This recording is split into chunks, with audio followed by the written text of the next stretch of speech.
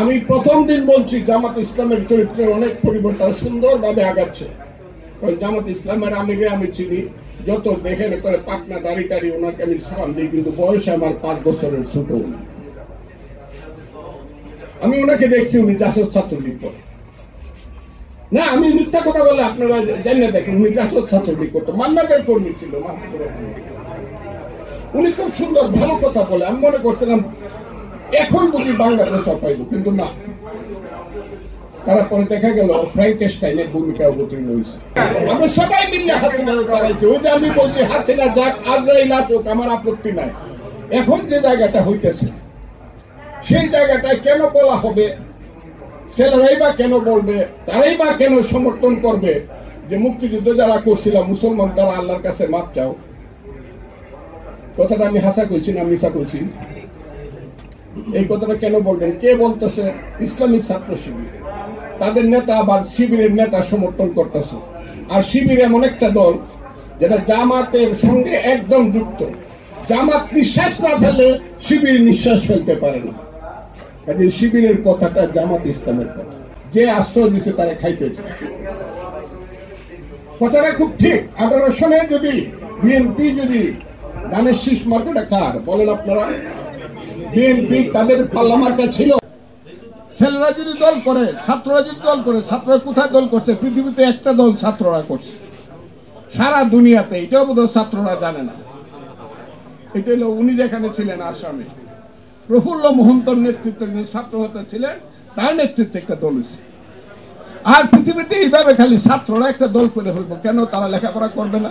3টা জেনারেশন নষ্ট করতেছে তারা। ইউনূস সাহেব এটা দেখেন না? ওনারা তো আমি মাথার উপরে রাখি শুধু সমন্বয় হওয়ার জন্য। আগে 9, 10-এ পরীক্ষা দিতে লিখতাম এই মিন লাইফ, ডাক্তার হব, ইঞ্জিনিয়ার হব, সমাজকর্মী হব। এখন ছেলেরা লিখবে সমন্বয়ক হব, কারণ সমন্বয়ক হইলে অনেক লাভ। ইউনূস সাহেবের সামনে গিয়ে পায়ের উপরে পাও তুললে বৈশাখ বলেন এইটা করেন। ডিসি সাহেবের সঙ্গে কে ধমক দেওয়া যায়? সচিবালয়ে আমি এইখান থেকে সচিবালয়ে 100 গজ দূরে আমি চ্যালেঞ্জ করলাম, এইখান থেকে চ্যালেঞ্জ করলাম। শুধু জামাতে ইসলামের অনাকাঙ্ক্ষিত ক্ষমতায় যাওয়ার লোভের জন্য দেশটা আজকে কালো অবস্থানে পড়ছে, খারাপ অবস্থানে পড়ছে। আমি চ্যালেঞ্জ করলাম, ওনাদের ছেলেরা ওখানে বসে ওই সচিবালয়ে সচিবের রুমে দেখা যায় না, ওই মন্ত্রীর রুমে, উপদেষ্টা রুমে দেখা। কিন্তু বদলি কে হবে ওনারা বলেন, চাকরি কে পাবে ওনারা বলেন, ওই জামাত ইসলামের কর্মীরা ওখানে বলেন, শিবিরের ক্যাডাররা বলেন। আমি চ্যালেঞ্জ করলাম, আপনি বললেন দেখায় দেন। আমি বললাম আপনারা খুঁজবেন। বাতাস যেমন দেখা যায় না, গায়ে লাগে, উত্তর থেকে আসে না দক্ষিণ থেকে আসে, এইটা বাংলাদেশের মানুষের গায়ে লাগতেছে। এবং আমি খুব কঠিন ভাবে বলছি, আমার ভাই যদিও বয়সে সে ছোট, আমার ভাই রিজভী, রুহুল কবির রিজভী 3 দিন যাবত বলতেছে যে জামাত শিক্ষা এবং স্বাস্থ্য এই 2টা টোটাল ডিপার্টমেন্ট দখল করে নিয়ে গেছে। বলতেছে না কথাটা? কেন? আপনি ছাত্র, আপনি জামাত, আপনি তো এই সরকারের অংশ না। আপনার ছেলেরা কেন সরকার চালাইতেছে সচিবালয়ে বৈশা? আমরা কারা? আমরা কিছু করি নাই। আমরা বিএনপি, আমার পজিশন হলো আপনার তুলনায় আমি 80%, আপনি 6%। আমি তো আপনাকে চাই একসাথে বসি, ছেলেরা একসাথে বসুক। নির্বাচনের যে সংস্কার যেটা, এটা দ্রুত করে। কিভাবে ইলেকশনটা হবে, সুষ্ঠু ইলেকশন কিভাবে হবে? গত 3টা ইলেকশন যে হারামজাদারা করছে, দিনের ভোট রাইতে দিচ্ছে, নিশি রাইতে এমপিদেরকে বাদ দেন, এদেরকে অ্যাবডু করেন, এরা ইলেকশন করতে পারবে না। যত রিটার্নিং অফিসার ছিল 18 সনে 24 সনে ওইগুলোকে রাখেন, ওরা করতে পারবে না। রিটার্নিং দূরের কথা, যাইতেই পারবে না এটার কাছে। যত যদি পারা যায়, ওইটা আমি সবটা বলি না, প্রিসাইডিং অফিসার যারা ছিল, কোন স্কুলের হেডমাস্টার, এদের নামগুলো আপনারা নোট করেন, করে সুন্দর একটা ইলেকশনের ব্যবস্থা। সবাই মিলে ইলেকশন করি, ছেলেরা দল করবে, তাদেরকে আগেই অভিনন্দন জানালাম, তারা আসুক। তারা যদি বেশি পায় আমরা সেলিউট দিব, আমাদের সন্তানেরা আমাদের দেশের দায়িত্ব পালন করবে। কিন্তু বিনা কারণে প্রতিদিন ঝগড়া করা, বিবাদ করা, এই করা এই করা, কোন সংসার তো চলছে না। প্রতিদিন হাজার হাজার মানুষ আইতেছে শাহবাগে, শত শত মানুষ আইতেছে প্রধান উপদেষ্টার অফিসে, আমি এইটা চাই ওইটা চাই, ওইটা সংসার চলতেছে না।